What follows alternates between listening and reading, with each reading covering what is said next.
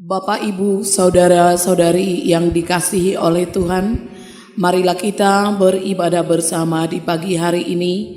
Kita bernyanyi dari buku ND nomor 729 ayat 2, Laho Mahamu.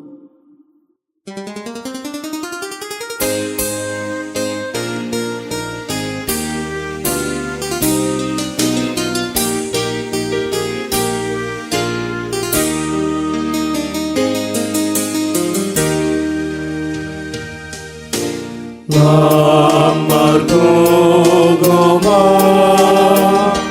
akka parjamitai mangulahon tonandai mangulahon tonandai lau mapargogon akana poseai disudena partikiani nahatop saimu bau bai ondo barita nauli pangurupi otuna pogosi Kanatarate apul-apul tunadangoli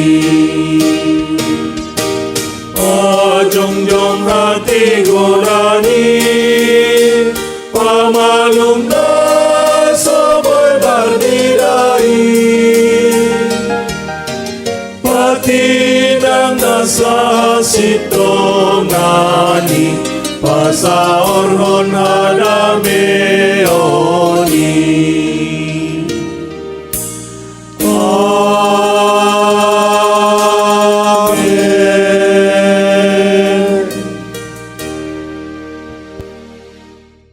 Firman Tuhan untuk kita di pagi hari ini tertulis di kitab Lukas pasal 4 ayat 18 sampai 19. Roh Tuhan ada padaku, oleh sebab Ia telah mengurapi aku untuk menyampaikan kabar baik kepada orang-orang miskin, dan Ia telah mengutus aku untuk memberitakan pembebasan kepada orang-orang tawanan dan penglihatan bagi orang-orang buta, untuk membebaskan orang-orang yang tertindas, untuk memberitakan tahun rahmat Tuhan telah datang.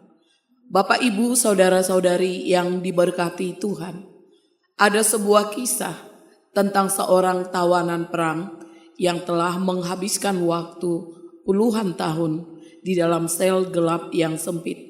Setiap hari ia merasa tertindas dan tertekan oleh rasa takut, keputusasaan, dan kegelapan membutakan harapannya. Suatu pagi, seorang penyelamat datang dan berbisik di depan selnya. Hari pembebasanmu telah tiba.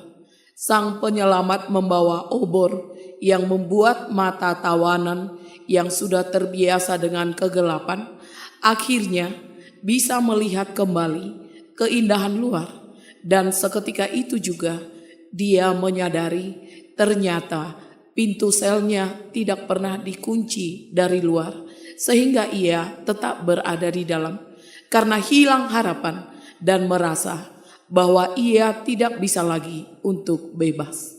Sang penyelamat kemudian membimbingnya keluar, bukan hanya melepaskan rantai dari kakinya, tetapi sang penyelamat juga telah menyembuhkan luka dan hatinya yang telah hancur setelah dia dapat keluar dari sel yang gelap itu. Seperti tawanan tersebut, ayat ini menyatakan bahwa Yesus diutus bukan hanya membuka pintu sel pembebasan secara fisik, tetapi juga kemerdekaan spiritual, yakni yang pertama, menyampaikan kabar baik kepada orang miskin, memberi harapan bagi mereka yang merasa rendah dan tidak berdaya. Nas ini mengingatkan kita juga bahwa spiritualitas sejati tidak hanya berhenti pada ritual di dalam rumah ibadah, tetapi harus diwujudkan dengan kepedulian sosial bagi mereka yang terpinggirkan secara ekonomi maupun sosial. Yang kedua, memulihkan penglihatan bagi orang buta. Yang dimaksud bukan hanya buta secara fisik, tetapi pemulihan cara pandang kita yang buta terhadap kebenaran, buta terhadap penderitaan sesama. Apakah kita masih menggunakan penglihatan rohani kita untuk melihat penderitaan orang lain? Hanya kuasa Roh Kudus yang memampukan kita untuk dapat melihat dunia dengan perspektif kasih Tuhan. Yang ketiga, membebaskan yang tertindas. Yesus telah melepaskan kita dari belenggu dosa.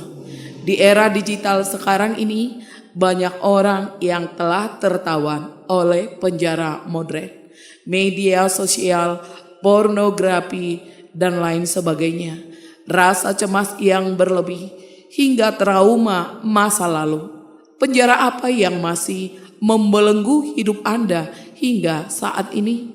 Renungan ini mengajak kita untuk menyadari bahwa kuasa Tuhan mampu mematahkan belenggu mental dan emosional yang menghambat pertumbuhan iman kita.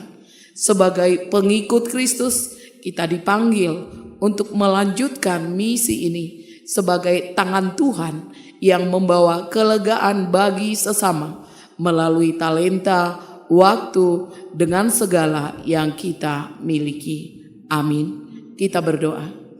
Tuhan Allah Bapa kami yang di sorga, curahkan roh-Mu kepada kami agar dapat menjadi tangan-Mu yang menyembuhkan yang sakit dan terluka.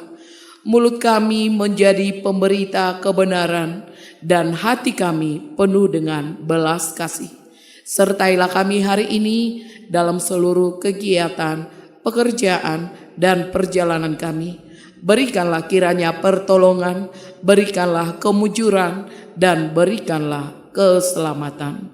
Marilah kita sama-sama berdoa dalam doa Bapa kami yang di sorga. Bapa kami yang di sorga, dikuduskanlah namamu, datanglah kerajaanmu, jadilah kehendak-Mu di bumi seperti di sorga. Berikanlah kami pada hari ini makanan kami yang secukupnya, dan ampunilah kami akan kesalahan kami, seperti kami juga telah mengampuni orang yang bersalah kepada kami. Dan janganlah membawa kami ke dalam pencobaan, tetapi lepaskanlah kami daripada yang jahat. Karena Engkaulah yang punya kerajaan, dan kekuasaan, dan kemuliaan sampai selama-lamanya. Amin. Anugerah Tuhan kita Yesus Kristus, kasih setia Allah Bapa, serta persekutuan Roh Kudus kiranya menyertai kita sekalian. Amin.